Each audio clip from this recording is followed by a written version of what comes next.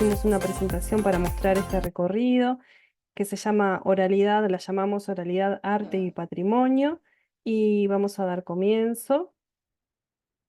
Esta es la hoja de ruta, ¿sí? Tiene una introducción, esto va a quedar después alojado en algún sitio donde ustedes van a poder recorrer justamente esta hoja de ruta e ir a los lugares que más les interesa. Vamos a comenzar con una introducción, después viene arte y patrimonio, patrimonio, algunos conceptos, el espacio público, la comisión del patrimonio, algunos recursos digitales, después nos pasamos a las prácticas de oralidad, vamos a indagar un poco en los programas, por qué enseñar oralidad, vamos a reflexionar un poco sobre esto, vamos a presentar un recurso que se llama Cuentacuentos del Patrimonio Cultural, y bueno, tenemos las referencias al final de este recorrido y un cierre, ¿sí? Voy a iniciar entonces. Acá tenemos una imagen, como bien dijo Alejandra, esto fue pedido por Flores, ¿verdad? Con una finalidad, más allá de que la propuesta justamente de los recursos educativos que vamos a presentar es más amplia, pero también queríamos anclar en esto del patrimonio cultural de Flores, ¿verdad? Voy a comenzar.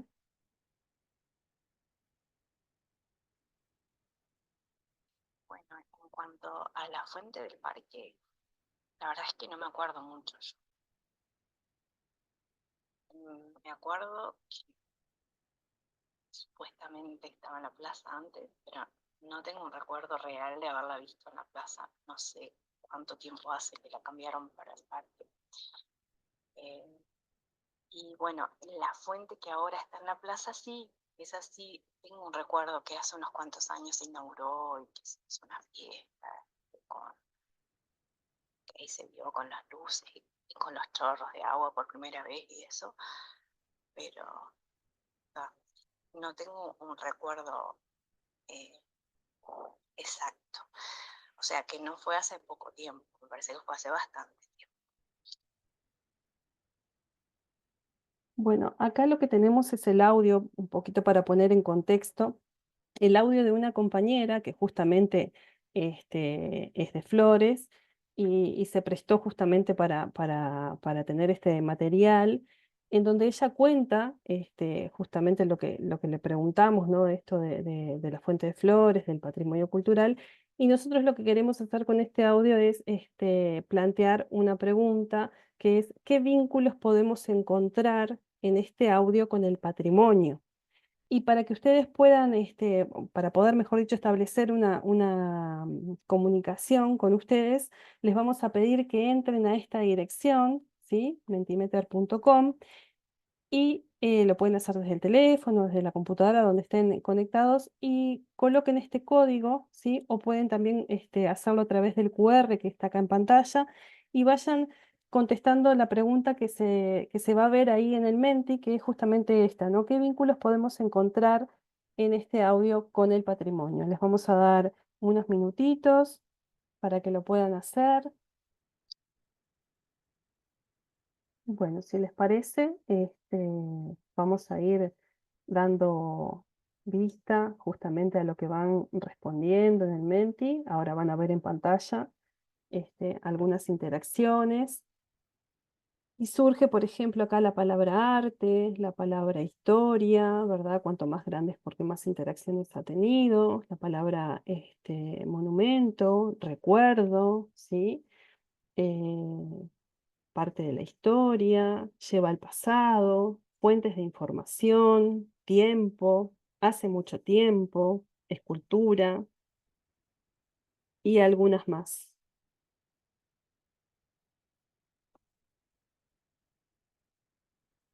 Capaz que ahí le damos paso a los compañeros de arte. Bien, bueno, muy buenas tardes para todos.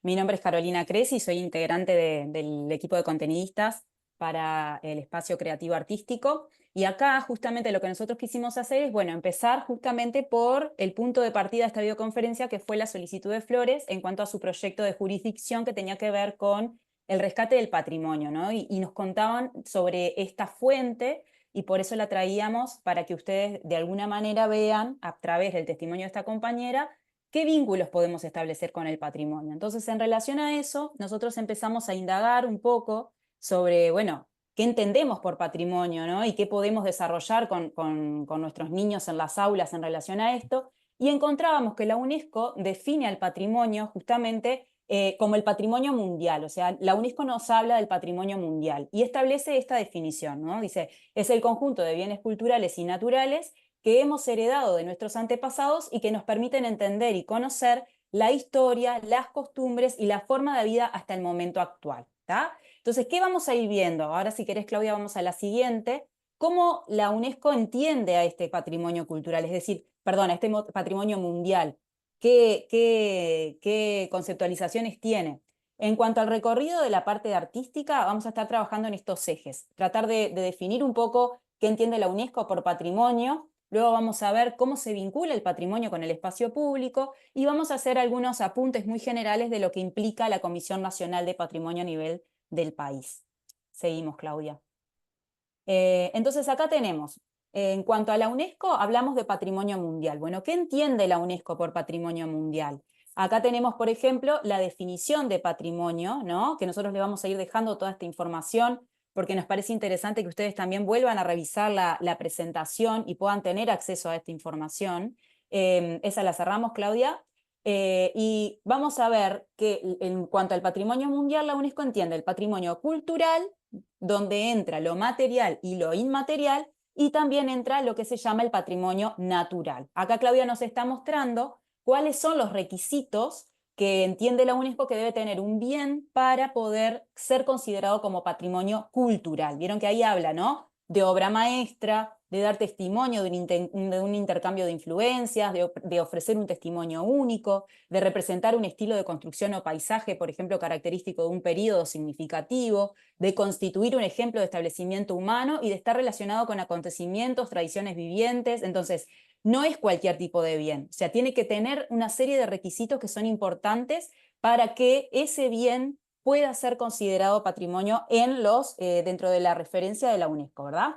En cuanto al patrimonio cultural, nosotros podemos tener expresiones materiales, que vendrían a ser todos los objetos físicos, ¿sí? Y ahí tenemos el artículo primero de la Convención sobre la Protección de Patrimonio Mundial, que desarrolló la UNESCO en 1972, y nos habla, por ejemplo, de que son patrimonios culturales materiales, los monumentos, los conjuntos o los grupos de construcciones y los lugares. ¿Tá? Ahí, por ejemplo, en el ojito, para no estar leyendo esto que ustedes después van a poder acceder, en el ojito les trajimos un ejemplo, ¿no? Ahí tenemos bien claro el ejemplo de patrimonio material, por ejemplo, Machu Picchu, ¿no? Que ahí tenemos un conjunto de construcciones que son únicas y que de alguna manera es necesario preservar porque son muy importantes no solamente para la zona local, sino también para el mundo en general. Vamos ahora al inmaterial. En cuanto al patrimonio inmaterial, tiene que ver con aquellas tradiciones orales, por ejemplo, las artes del espectáculo, los usos sociales, los rituales, los actos festivos, todo aquello que corresponde a la cultura de una nación, ¿sí? Pero que no tienen una materialidad tangible, que nosotros no podemos tocar, porque tiene que ver con esa cuestión justamente inmaterial. ¿Qué características tienen que tener estos recursos inmateriales? Bueno, tiene que ser algo tradicional, pero también tiene que ser contemporáneo y viviente al mismo tiempo de las culturas que se están desarrollando. Es decir, eso de decir el patrimonio es solamente lo anterior o lo antiguo, no tiene referencia dentro de esta definición de la UNESCO. O sea, la UNESCO pretende de que los bienes patrimoniales no solamente sean tradicionales, sino que también sean integradores de la generación anterior con la generación actual. Entonces ahí habla también de la integración de una generación y otra. También tiene que ser representativo y tiene que estar basado en la comunidad. Entonces vieron que ahí habla del fortalecimiento de las comunidades, ¿no? Que no solamente tiene que ser reconocido por las comunidades o grupos individuales, sino que también tienen que ser significativos para toda la comunidad en general. Entonces eso hace de que de a poquito nosotros nos vayamos dando cuenta, bueno, este elemento puede ser considerado patrimonio y este no, porque no cuenta con estos requisitos que de alguna manera la UNESCO va proponiendo para esos bienes y que realmente sean considerados como tales. Ahí tenemos un ejemplo en el ojito celeste, Clau. Por ejemplo, el tango, ¿no? Que sabemos que es considerado uno de los patrimonios inmateriales a nivel mundial por la UNESCO.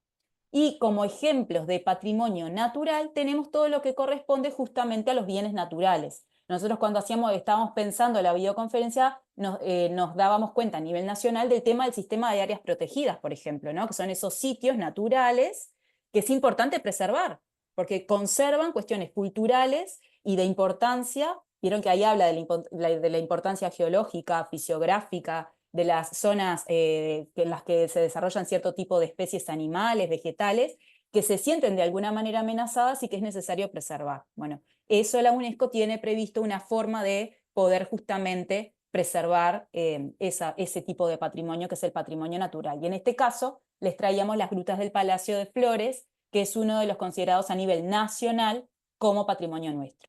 En la palabra patrimonio, Clau, si te parás arriba, allá arriba, ¿viste en amarillo que dice patrimonio? Ahí tenemos los requisitos que los bienes patrimoniales tienen que cumplir para ser considerados como tales. Tienen que ser únicos. En cada palabra, si te parás arriba, Clau, vas a ver que hay más información. Tienen que ser únicos. Tienen que ser irreemplazables. Es decir, que si se pierden, no vamos a poder volver a tenerlos porque una vez que se extinguen, no los podemos recuperar. Y tienen que ser auténticos. A nivel de, por ejemplo, las obras artísticas, no tienen que haber tenido un proceso de restauración, por ejemplo, o modificado de alguna manera. Es necesario que ese bien se haya preservado lo más fielmente posible al momento en el que se construyó o se desarrolló por primera vez. Entonces, esto también es interesante tenerlo en cuenta porque es una de las especificaciones que tiene la UNESCO para poder entender ese bien como justamente patrimonio. Bueno, seguimos a continuación.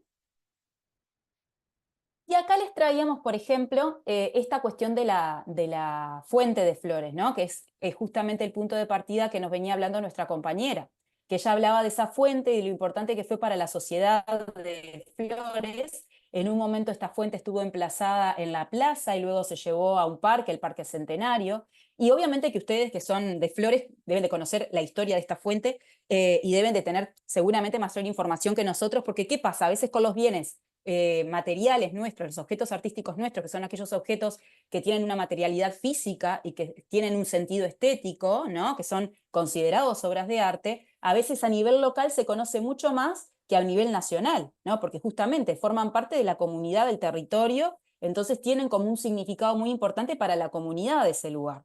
Pero nosotros, como no lo conocíamos, lo que hicimos fue empezar a investigar sobre esta fuente en internet para ver qué información encontrábamos. Y la verdad es que no encontramos demasiada información. Entonces se nos ocurrió ir a una herramienta de inteligencia artificial, Gemini, no sé si la conocen, seguramente sí, que la deben haber explorado, y Gemini nos pedía que le subiéramos una imagen. Gemini permite la búsqueda por imágenes, entonces le pusimos en primera instancia, vieron la imagen de la derecha, la más actual. Nosotros tenemos a la derecha la imagen más actual de la fuente y a la izquierda una imagen más antigua. Con esa imagen actual, Gemini nos hizo todo un escaneo de la imagen y nos devolvió un análisis de esa imagen.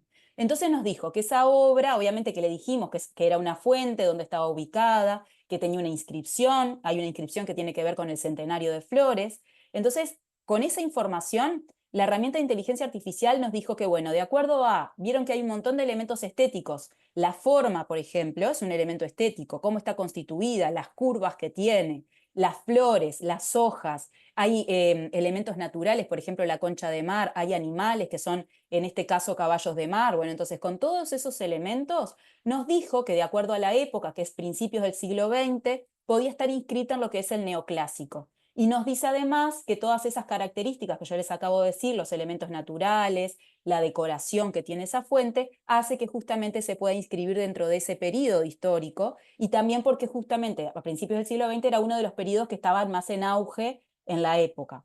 Luego también nos habló de la ubicación, yo les mostré dónde estaba ubicada, les subí una foto y nos decía de que, bueno, como estaban en el centro de la Plaza de Flores, seguramente haya tenido un impacto muy importante a nivel comunitario de la sociedad de Flores. Que obviamente esto nos pareció súper interesante por una cuestión de que cómo podemos sacar partido también de las herramientas que tenemos. Entonces queríamos también hacerles esa invitación, nosotros que tenemos que trabajar con el espacio técnico-tecnológico, utilizar también las herramientas de inteligencia artificial es sumamente importante para poder sacar mejor partido. Sin lugar a dudas, que también tenemos que cotejar con los libros de historia, ¿no? O sea, nosotros tomamos, pero está toda la cuestión ética que todos conocemos de cómo se utiliza la inteligencia artificial, que implica también contrastar fuentes. Pero nos pareció muy interesante hacerles también esa invitación para que ustedes también recorran esta herramienta para ver cómo funciona y cómo puede servir para esto que ustedes querían hacer, que era trabajar justamente en el proyecto del rescate de la memoria patrimonial. Bueno, le dejo lugar a mi compañero que les va a hablar un poco del espacio público. Bueno, gracias. Bueno, buenas tardes para todos. Muchas gracias por recibirnos. Mi nombre es Esteban, soy contenidista de Uruguay Educa en el espacio creativo artístico. Si bien mi énfasis es artes visuales, igual que Carolina, quiero decirles que estudiamos bastante para esta presentación, porque el tema del patrimonio es un tema abierto, un tema en discusión, no es un tema cerrado, es un tema que está en permanente cambio, que hay diferentes actores que interactúan con este concepto de lo patrimonial. A mí me gustaba, basándome en esto que estaba diciendo Carolina, poder hacer como una especie de tímida exposición acerca de la relación que existe entre el patrimonio y el espacio público, y por qué es importante esa relación. Entonces, para eso lo primero que les quería decir es que cuando nosotros hablamos de patrimonio, en este caso, nos estamos refiriendo a ese concepto dentro del concepto de cultura.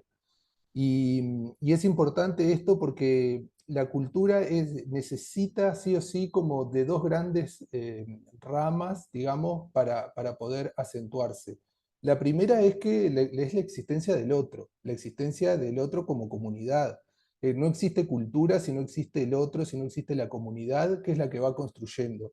Entonces es importante que en esa primera instancia que nosotros nos encontramos con el otro, con esa otredad en el espacio público. El espacio es el que nos da identidad, por el que sentimos un sentido de pertenencia juntos, y eso es lo que hace que un espacio pueda volverse de alguna manera patrimonial o pueda albergar algún objeto patrimonial que sea significativo para esa comunidad. Por otro lado, también, lo que hablaba también Caro recién, el tema de la transmisión generacional de lo que para un pueblo, una comunidad, significa patrimonio, ¿no? Porque no es, una cosa puede ser patrimonial en un determinado momento, pero si eso no tiene un trasvasamiento generacional, pierde su sentido y las nuevas generaciones no lo van tomando como propio. Entonces, para que exista patrimonio necesitamos esas dos cosas, la existencia del otro y la transmisión generacional. Ahora bien, el espacio público juega ahí un rol importante en ese encuentro. El espacio público tiene la característica de poner en valor los objetos y también las costumbres de esas comunidades y de los pueblos. Pusimos esa imagen también de la fuente de Flores, porque nos interesaba saber cuál es hoy la relación que existe entre la comunidad y ese objeto artístico.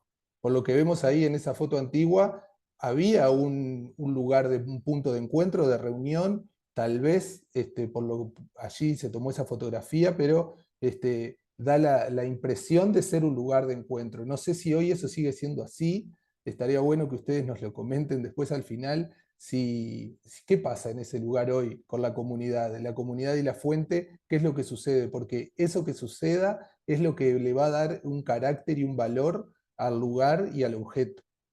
Entonces eso nos parece interesante. También saber que el espacio público es el que define, donde acontece algo, también forma parte de la definición esa patrimonial.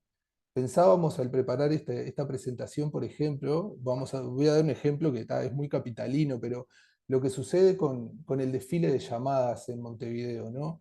Ese momento, esa expresión cultural pasa en un momento del año y en un espacio público determinado. Ese espacio, la calle Isla de Flores, donde sucede eso, le da un marco al evento cultural, al evento patrimonial. Si nosotros sacamos ese evento hacia otro lado, lo que está pasando ahí es que está perdiendo, de hecho ha querido sacarse de ese lugar, y la propia gente que vive en esa cultura y ese momento resiste el cambio porque el espacio público ese es el espacio donde sucede y donde se resignifica el concepto de patrimonio.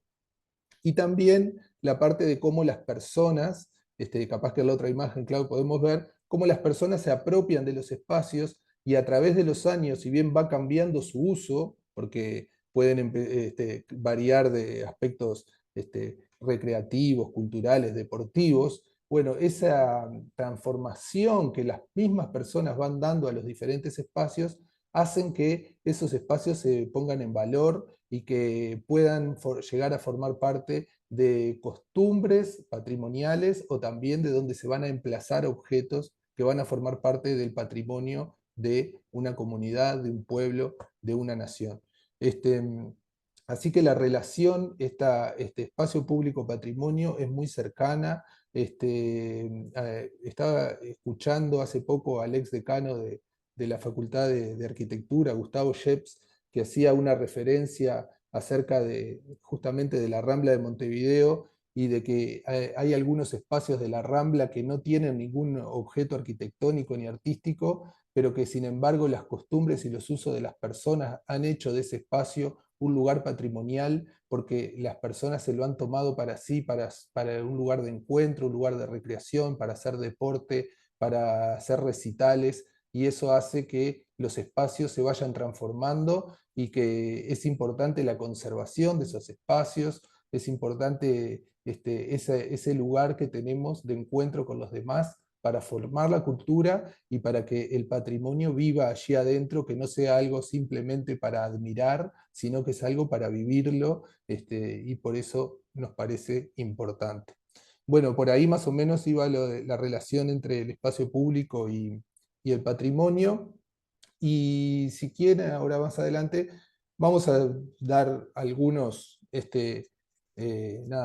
consideraciones acerca de la Comisión del Patrimonio que funciona bajo la égida del Ministerio de Educación y Cultura y que es como, ahí les dejamos algunos propósitos de esta comisión. Que bueno, ustedes no los quiero aburrir con esto, pero más para que lo tengan presente, cuáles son sus cometidos, y bueno, y pusimos ahí como dos ejemplos también.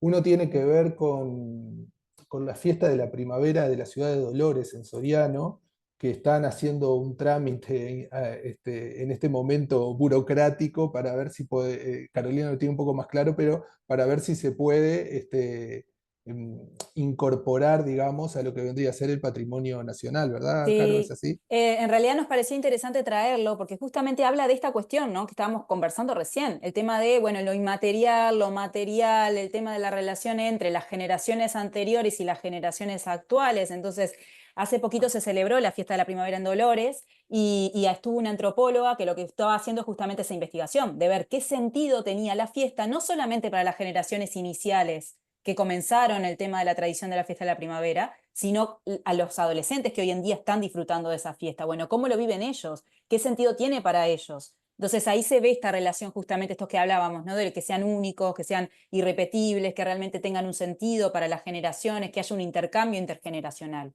Por eso nos parecía importante traerlo. Y hace poquito salió en la prensa justamente la noticia sobre que la UNESCO estaba desarrollando toda esta investigación para ver si esa expresión cultural puede ingresar o no como un bien patrimonial de los uruguayos. Claro, ahí va, ahí hablábamos un poco de eso, ¿no? La transmisión generacional, que conocíamos personas que eran de ese lugar y que las generaciones anteriores lo tenían muy presente y las nuevas no tanto, y que también el hecho de que las nuevas generaciones no lo tomen como propio va haciendo que eso se pierda, y que es importante conservarlo como para reafirmar una identidad también de un lugar. Y el otro caso, bueno, es un caso de los que se da mucho en el tema del patrimonio, que es la tensión muchas veces que se da cuando, en este caso tiene que ver con un monumento que se instaló a Francisco Piria, en la Rambla de Piriápolis, y que, bueno, eso no pasó por todos los trámites que tenía que pasar cuando algo se va a instalar en un lugar de patrimonial, Y bueno, esa tensión que se da y que se ha dado en muchos casos, hace bueno, que como decía al principio, este sea un tema abierto, en discusión, en disputa, Claro. un lugar siempre Complejo, polémico. muy Pasa seguro. mucho también con las intervenciones, ¿no? Cuando un artista quiere intervenir una obra que es tradicional, ¿no? Por ejemplo, una escultura tradicional, clásica, que viene un artista contemporáneo y quiere pintarla de, no sé, de azul, por decir algo, ¿no? Entonces, ¿qué pasa con eso, ¿no? ¿Dónde se genera esa interrelación? ¿Qué sucede con el concepto de patrimonio? Entonces, no están todas las respuestas saldadas, ¿no? Por Claro. eso es que es tan polémico y es tan de alguna manera complejo de definir y de establecer, porque es algo que está en permanente construcción. Y en el espacio público se da eso, ese choque, porque estamos conviviendo ahí con el otro y con las diferentes miradas y las diferentes visiones. Bueno, más o menos por ahí va la intervención de la parte artística, o el costado que podemos abordar desde el arte hacia lo patrimonial y hacia el espacio público, con respecto al patrimonio. Bueno, buenísimo, compañeros. Acá Acá, hay, sí. sí, Claudia, eso les iba a decir, que acá les dejamos, más que nada para cuando estén recorriendo la presentación, les dejamos un agrupamiento que está ubicado en Uruguay Educa, que tiene varios recursos asociados. Vieron que para poder ingresar es uruguayeduca.anep.edu.uy/recursos educativos y el ID es 11042, y si no directamente está linkeado a la presentación, pueden acceder desde ahí. Y también les dejamos una colección del repositorio de Ceibal de recursos abiertos, que pueden también acceder a rea.ceibal.edu.uy/colección patrimonios vivos, y ahí también van a tener un montón de recursos que están asociados. Algunos están especificados desde la temática, vieron que todos los años hay una temática diferente para cada día del patrimonio, pero hay otros que son más generales que pueden tomar en cualquier momento del año cuando ustedes decidan trabajar esta temática. Muy bien, buenísimo.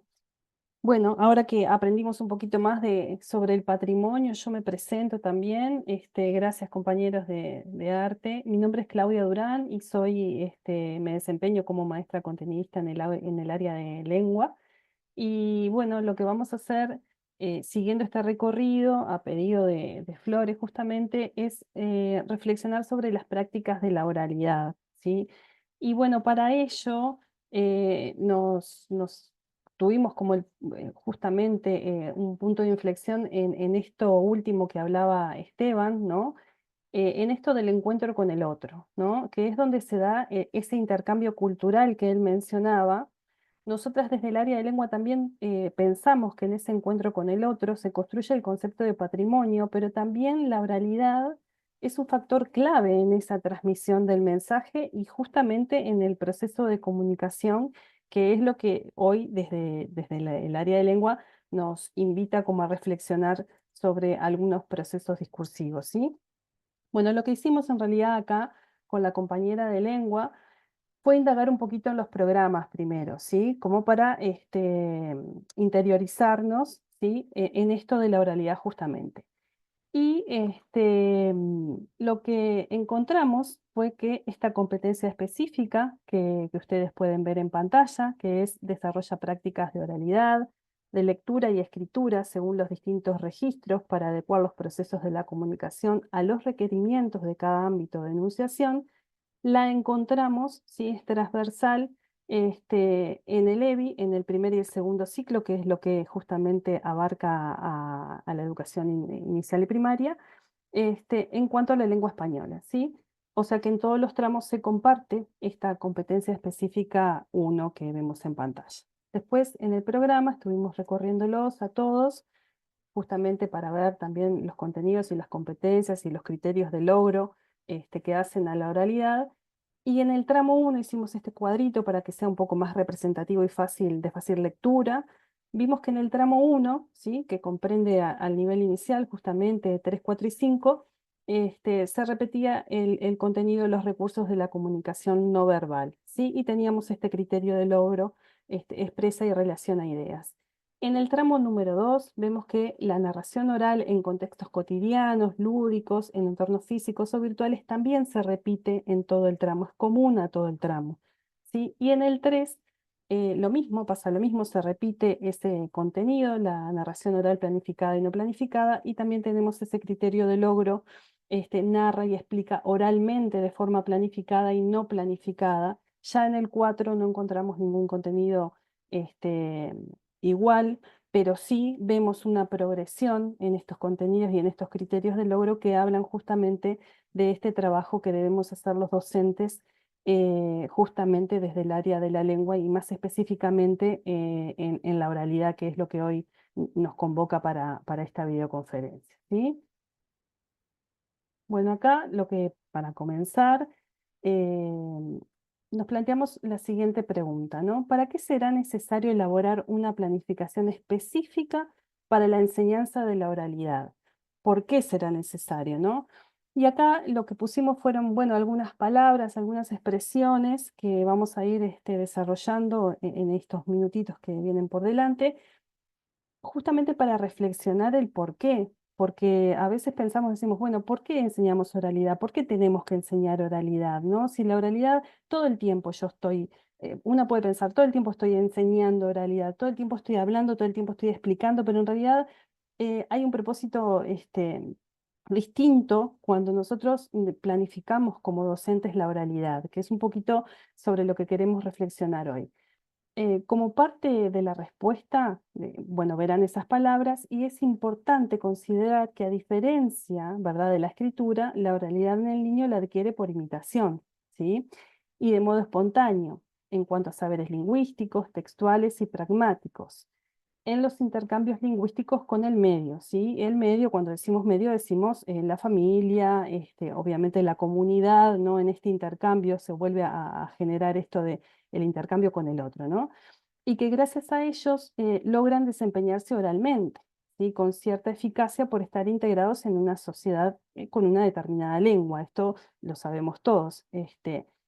Entonces, esto no le quita importancia a que nosotros debemos reflexionar sobre nuestros discursos orales. ¿Por qué es necesario entonces la enseñanza, ¿no? Si todo esto sucede de hecho. Porque si queremos formar, y nosotras nos contestamos, ¿no? También, si queremos formar usuarios competentes de la lengua, es fundamental que desde la escuela se piense y se planifiquen secuencias de enseñanza que aborden competencias y contenidos en relación al desarrollo de estas prácticas discursivas orales, ¿verdad?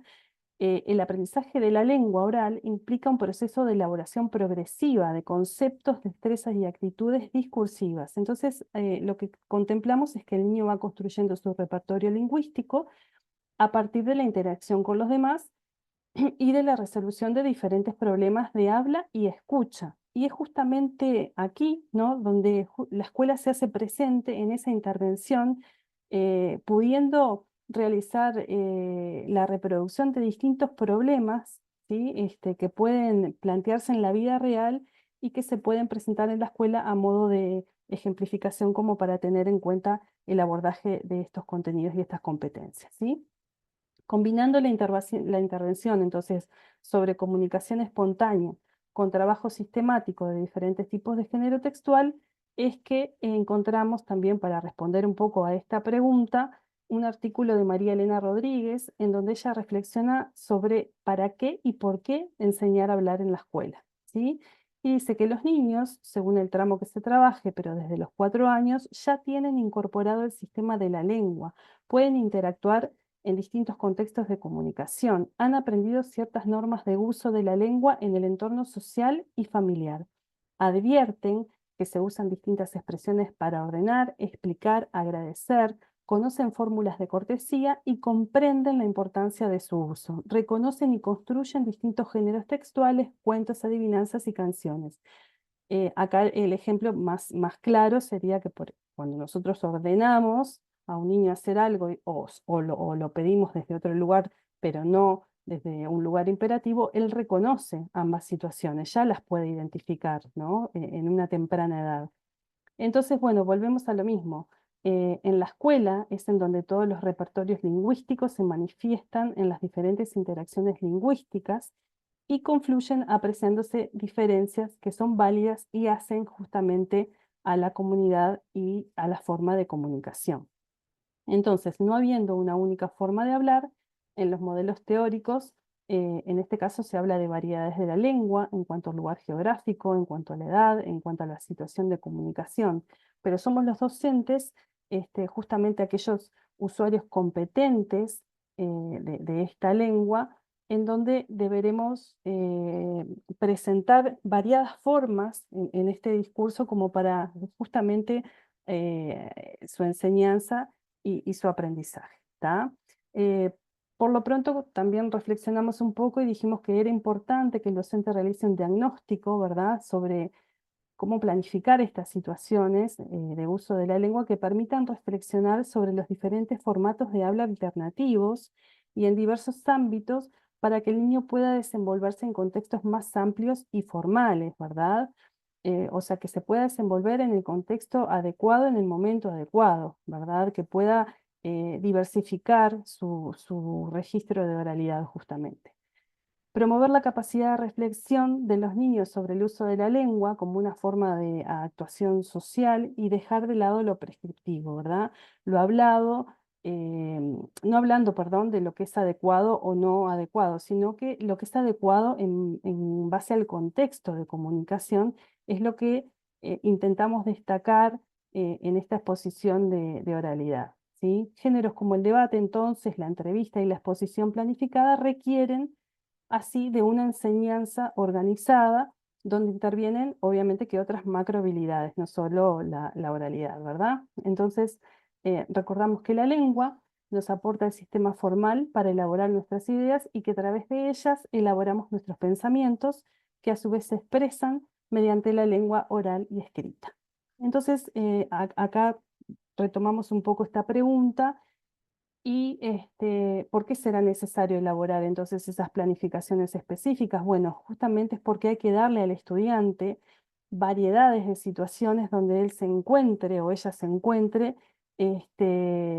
con distintas situaciones comunicativas en donde deba resolver o deba distinguirlas de alguna forma como para poder intervenirlas, ¿sí? Voy a seguir un poquito más. Y acá lo que tenemos es el primer recurso educativo que hicimos justamente pensando en esta videoconferencia. Este se llama Cuentacuentos del Patrimonio Cultural, es una propuesta didáctica, es un recurso interdisciplinario, lo diseñamos en este caso con Esteban, ¿sí? Para trabajar la oralidad planificada en el aula. Yo voy a abrir acá el recurso. ¿Sí? Es está alojado justamente en el portal Uruguay Educa, acá está la descripción y acá se pueden encontrar con un instructivo de la grabadora de voz y acá pueden abrir el recurso, lo vamos a recorrer brevemente, ¿sí? En el contenido tomamos los relatos orales, su creación, criterio de logro, narra, explica, describe, ¿sí? Competencia específica. Esto obviamente que ustedes después lo van a recorrer con más tranquilidad. Todo esto queda alojado en la presentación, ¿sí? Desde artes visuales, la interpretación reflexiva que permite identificar las distintas intenciones en las imágenes, ¿verdad? Con esta competencia, identifica valores culturales en las obras de arte. Ahora después Esteban también va a mostrarles un poquito desde su rol, ¿sí? Arrancamos esta propuesta pensando en este plan de aprendizaje en donde se les propone a los niños contar historias patrimoniales, ¿no? Pensando en unir esto del patrimonio con la oralidad.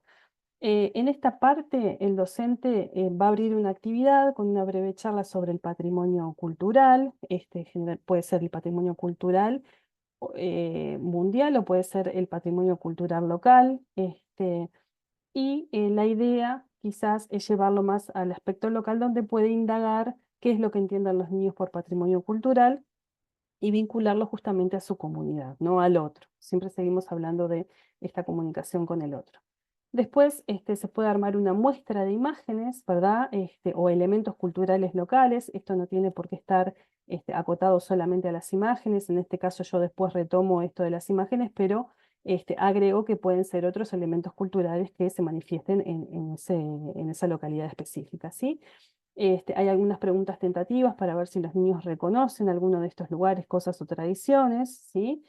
Y se propone un trabajo en equipo donde ellos deban dialogar justamente sobre el material presentado y socializar por qué forman parte del patrimonio cultural local, ¿sí?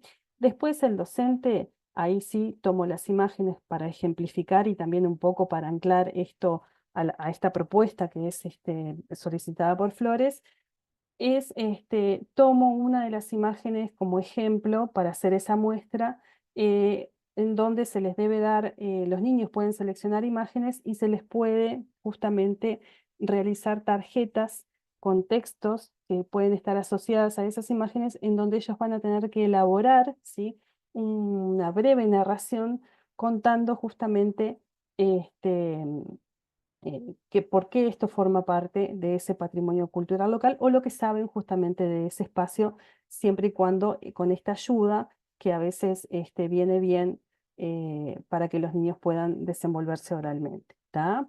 La segunda parte de esta propuesta, después la leen con más tranquilidad. La segunda parte es la preparación del guión para un podcast, porque también en el pedido de Flores estaba incluido esto de la creación del guión para el podcast, que viene también a colación del espacio técnico-tecnológico. Entonces acá lo que planteamos es la preparación del guión, esta preparación básica, ¿verdad? Donde se le muestra al alumno cuáles son los elementos tentativos que debería tener un guión, ¿sí? Se le muestra un ejemplo de guión y dice que también se los manda a investigar por acá, ¿sí?, en casa, ¿sí?, o con los vecinos u otros actores locales, qué otros factores hacen a su patrimonio cultural, ¿sí? Entonces, con esa información que después el docente va a recopilar en la clase, se puede justamente iniciar esto de que es la estructura del guión para un podcast, y más adelante en la actividad 3 se plantea investigar la grabadora de voz, ¿sí? Esto de la grabadora de voz tiene su propio instructivo, en realidad es de la herramienta, para el uso de la herramienta, pero siempre con la base previa de tener ya el guión estructurado o semiestructurado. Esta es la primera propuesta desde el área de lengua y en interacción con arte justamente para esta videoconferencia. No sé si querés contar acá, Esteban.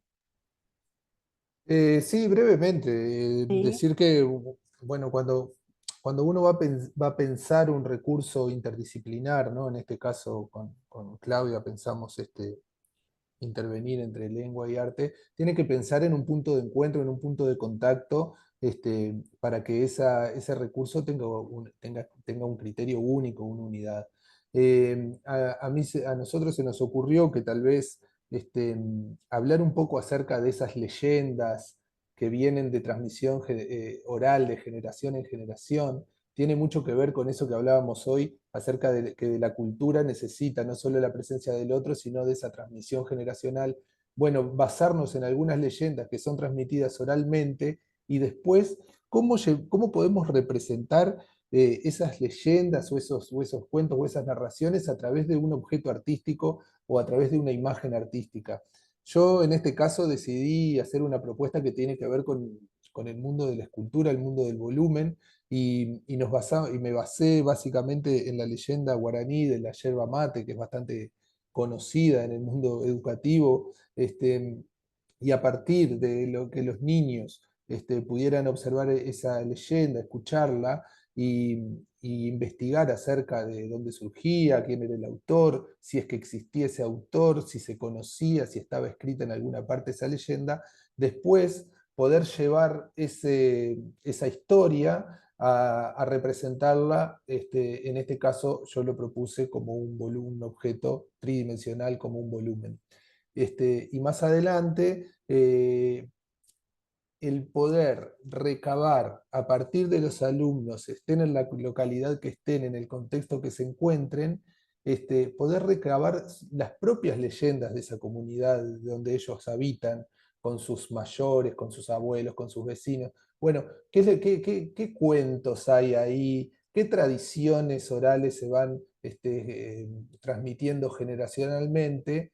Y pensar que ese objeto que yo voy a construir de esa leyenda o de ese cuento que me cuentan los mayores de mi comunidad, también pensarla en qué lugar físico determinado la emplazaríamos, ¿no? Esto de nuevo, lo del espacio público, lo del patrimonio y lo del objeto en el espacio. Entonces, no solamente pensar en construir un objeto con determinadas características, sino que también se piense en dónde se emplazaría ese objeto y por qué en ese lugar y qué creen que sucedería cuando ese objeto en ese lugar empiece a dialogar y a funcionar en su entorno. Así que más o menos por ahí iba la idea de la parte artística en el recurso que está mostrando Claudia y que bueno, que tiene que ver con esto del patrimonio y la oralidad y las tradiciones orales.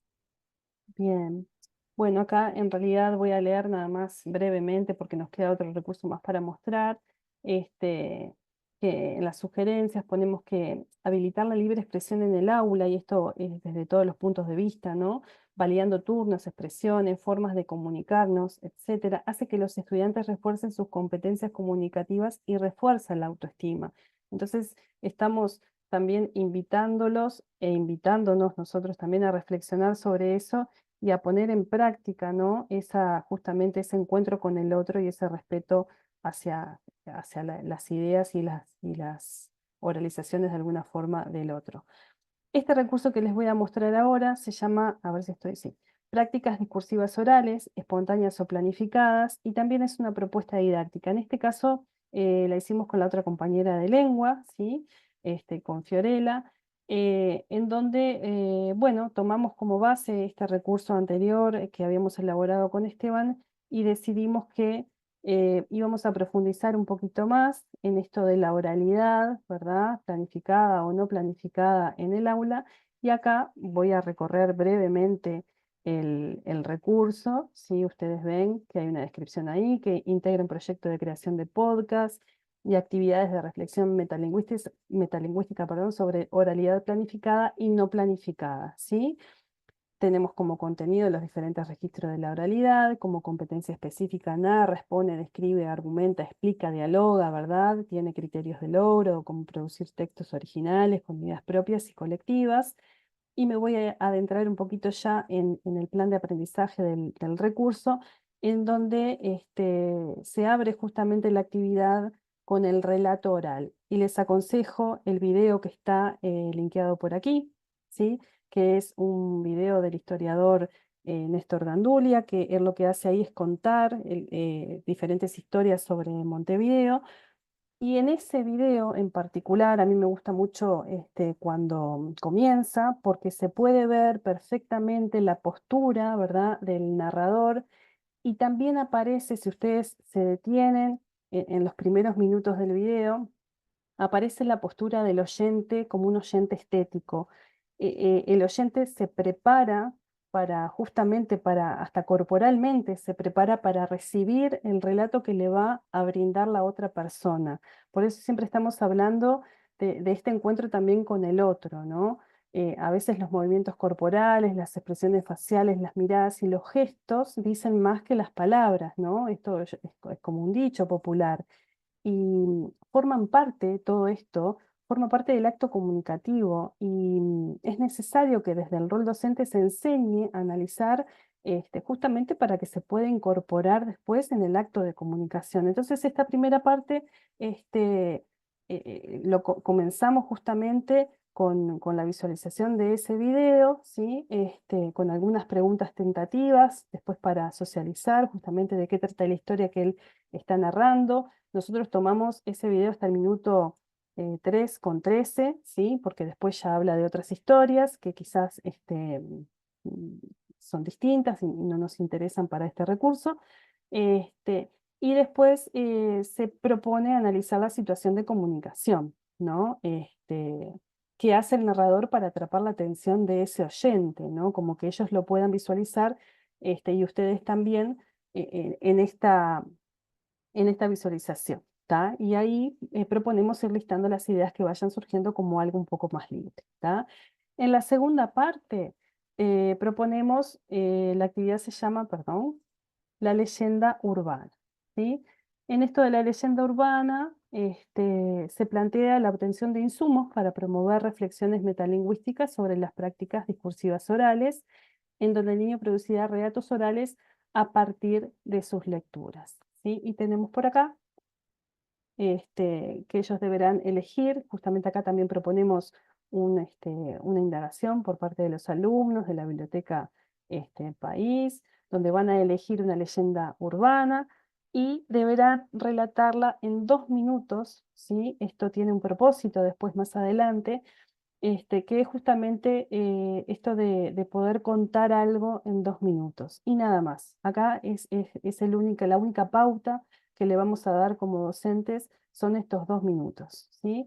Después vienen las grabaciones, ¿sí? En donde intentamos promover instancias de reflexión metalingüística a partir de los discursos orales, deteniéndose en la adecuación a la situación comunicativa, a la intención y al registro usado, desde el rol oyente crítico con el fin de mejorar las prácticas discursivas orales, ¿verdad? Acá, obviamente que el docente primero va a escucharlas, ¿verdad? Y después va a partir justamente lo que propone el recurso de ese análisis, ¿sí? Y esa socialización de esas grabaciones. Después vamos a pasar, acá aparecen de nuevo esos 2 minutos, por eso queríamos en la actividad anterior que también existieran estos 2 minutos, creaciones de leyendas en 2 minutos, ¿sí? Entonces, a partir de las imágenes se propone que los equipos elaboren una historia leyenda, ¿sí?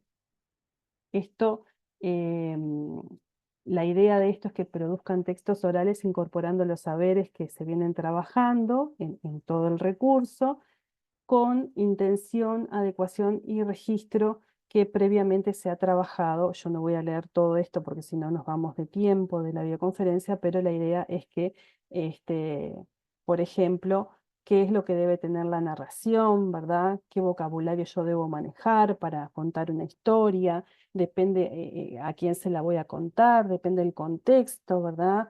Ver de no incorporar muletillas, o bueno, si las tenemos, ver cómo se pueden resolver, si son adecuadas también al contexto o no, ¿verdad?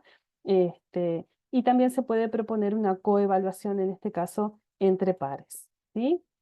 Acá están las imágenes que seleccionamos, pero obviamente que ustedes pueden seleccionar otras para esas leyendas urbanas que los niños van a tener que inventar. Y después iniciamos juntos un proyecto de historias creadas, ¿sí? Acá lo que se propone es que nos situamos en la producción del podcast, ¿sí? Que también fue pedido como parte de esta videoconferencia, que consideramos otra vez su guión, ¿sí? Que presenta una estructura específica, una intención y elementos extralingüísticos que se incluyen justamente en la cápsula del audio. Acá lo que tenemos para la creación del podcast son unos enlaces que también los van a llevar a recursos educativos que están en Uruguay Educa, ¿verdad? Que ya fueron elaborados, en donde el docente los puede ir recorriendo también con los alumnos para ver cómo son, justamente cuál es la importancia de crear un podcast educativo, cuáles son sus elementos, ¿sí? No me voy a detener mucho en eso. Acá está el guión, ¿verdad? Cómo vamos a elaborar ese guión. Acá están los elementos que pueden contener esos guiones. Y después, en el uso de la lengua más planificada, ¿verdad? Esta oralidad más planificada, en esta actividad intentamos promover actividades metalingüísticas y reflexionar sobre la necesidad de planificar o no prácticas discursivas cotidianas y escolares. Acá lo que proponemos justamente es una lista, ¿verdad? Que listen discursos orales más planificados o menos planificados, cuáles serían en un caso estos y los otros, ¿sí? En donde ustedes después pueden también tomar insumos de esto para seguir trabajando. Otras actividades para reflexionar pueden ser los análisis de casos también, ¿sí? Y algo bien ejemplificante podrían ser algún caso de las redes sociales donde a veces escribimos, muchas veces escribimos sin planificar lo que estamos escribiendo, ¿verdad? Escribimos lo que pensamos in situ, entonces eso también tiene una repercusión, ¿verdad? Una consecuencia, y si debería ser así, no debería ser así. Podemos también tomar ese tema que es bien amplio y reflexionar sobre eso, ¿sí? Y después estaría pronto el guión, como dice así, la actividad que nos quedaría como la finalización de este recurso educativo. ¿Sí? Voy a cerrar acá. Me voy a ir a la siguiente pantalla. Y acá lo que pusimos también con la compañera de lengua fueron otros recursos educativos que están asociados justamente al tema de esta videoconferencia, y es esto que es Dialogando con el Patrimonio, otra propuesta didáctica que también habla de la oralidad, ¿verdad? Trabajar la oralidad planificada y no planificada en el aula. Acá tenemos justamente el documento que hace al recurso educativo. Podcast y oralidad, todo esto está en el portal Uruguay Educa, es un agrupamiento, ustedes van a poder encontrar allí todos los recursos que necesiten justamente para trabajar el podcast, tipos de podcast, aquí está, ¿verdad? Pueden recorrerlo, ahí está la presentación y también tiene un PDF. Y después, acá en el repositorio de Ceibal también tenemos una tarea sobre patrimonio familiar. Aquí está, ver el recurso o descargarlo. Y lo mismo parte 2. ¿Ah?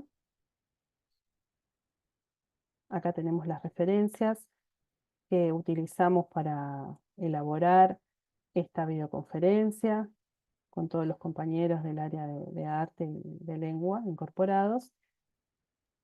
Y por Clau, aquí, como sí, aporte es interesante justamente el tema de las referencias, porque ahí es donde ellos también pueden ingresar, ¿no?, a esos enlaces que están compartidos para poder aumentar la cantidad de información, ¿no? Porque son todos materiales interesantes y que indagan mucho sobre los temas que estuvimos trabajando en esta videoconferencia. totalmente, sí, de acuerdo. Voy a dejar de compartir un poquito la pantalla. Este, bueno, hasta acá el recorrido hecho por nosotros, por todos los compañeros de todas de las áreas incorporadas, involucradas.